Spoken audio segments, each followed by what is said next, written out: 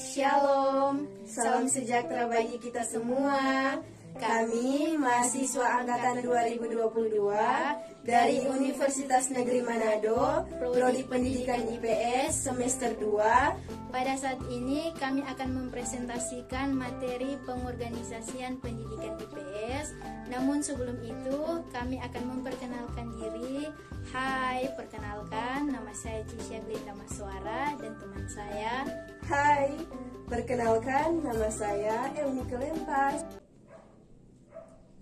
Baik, kita masuk di bab 2 tentang pembahasan pengorganisasian materi pendidikan IPS. Jadi secara umum terdapat 4 pandangan tentang bagaimana cara mengorganisasikan mata pelajaran tersebut.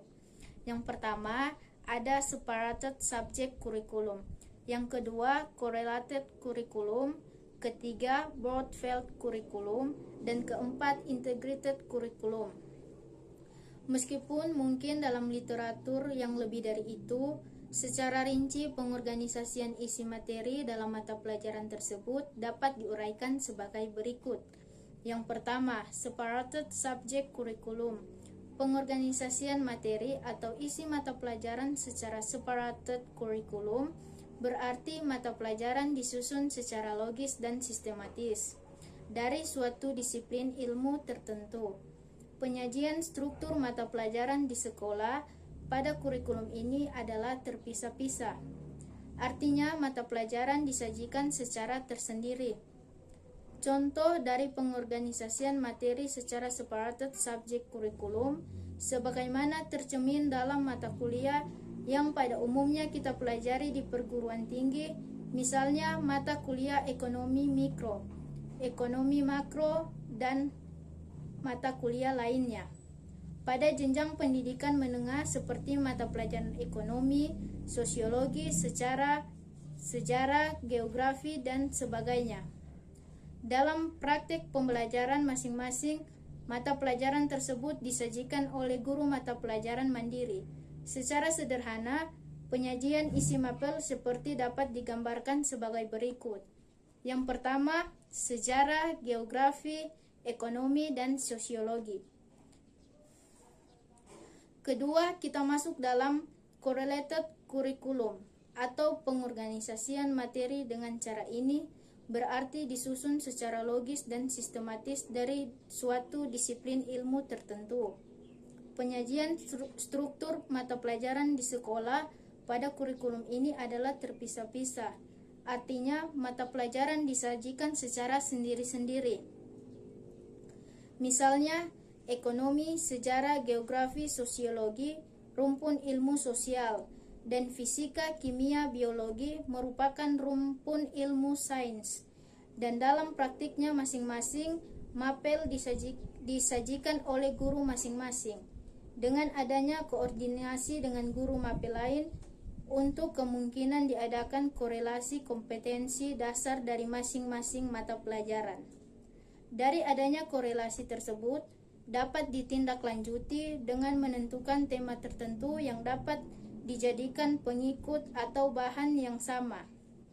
Secara sederhana, penyajian isi mapel seperti ini dapat digambarkan sebagai berikut. Ada sejarah, geografi, ekonomi, dan sosiologi. Ketiga, ada cara broad-field curriculum atau pengorganisasian materi mata pelajaran. Secara ini berarti mata pelajaran disusun secara kombinasi dan berbagai disiplin ilmu tertentu yang biasanya disajikan secara mandiri pada kedua jenis pengorganisasian isi mapel sebelumnya. Selain itu, umumnya memunculkan nama mata pelajaran baru dari penggabungan berbagai disiplin ilmu atau beberapa mata pelajaran yang lebur di dalamnya. Contoh kasus dari model pengorganisasian materi mata pelajaran jenis ini adalah nama mata pelajaran IPS atau sering kita sebut dengan ilmu pengetahuan sosial, yang merupakan penggabungan dari materi ilmu sosial seperti ekonomi, sejarah, geografi, dan sosiologi, atau disiplin ilmu sosial yang lainnya.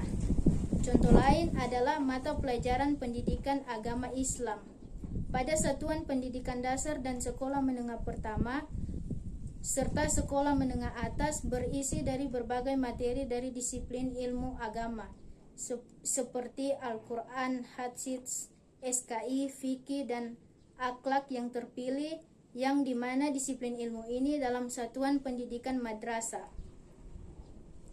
Yang keempat, terdapat integrated curriculum atau pengorganisasian materi mapel secara integrated curriculum. Berarti mata pelajaran tersebut merupakan produk atau hasil integrase berbagai bahan kajian dari mata pelajaran. Integrase diciptakan dengan memusatkan pada masalah tertentu, umumnya diikat dengan suatu tema tertentu. Pada praktik pembelajaran tematik sebagai wujud dari pelaksanaan, pengorganisasian isi materi dari kurikulum ini mempersyaratkan semua masalah atau kajian harus saling berkaitan antara satu dengan yang lain, sehingga membentuk satu tema.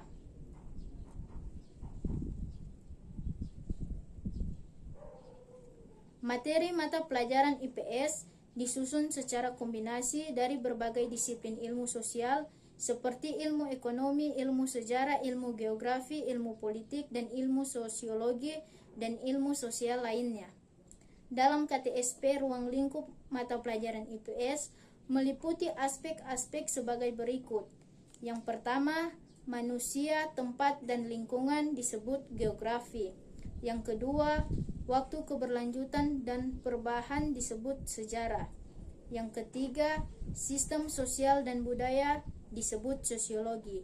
Dan yang keempat, perilaku ekonomi dan kesejahteraan disebut ekonomi. Baik, kita datang pada pembahasan selanjutnya tentang pembelajaran IPS. Susunan isi kompetensi dasar yang ada pada mapel IPS pada kurikulum 2013 berbeda dengan KTSP. Naskah kurikulumnya berisi rincian rumusan standar kompetensi masing-masing disiplin ilmu sosial yang terseleksi dalam IPS selanjutnya dijabarkan dan kompetensi dasar sesuai dengan disiplin ilmunya. Masing-masing disiplin ilmu sosial yang terseleksi dalam IPS berdiri sendiri, rumusan standar kompetensi dan kompetensi dasar. Dan yang terakhir, kesimpulan.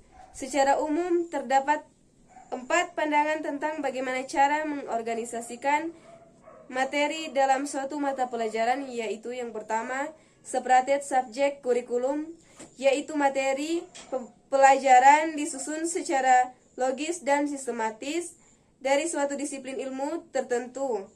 Penyajian struktur mata pelajaran di sekolah pada kurikulum ini terpisah-pisah.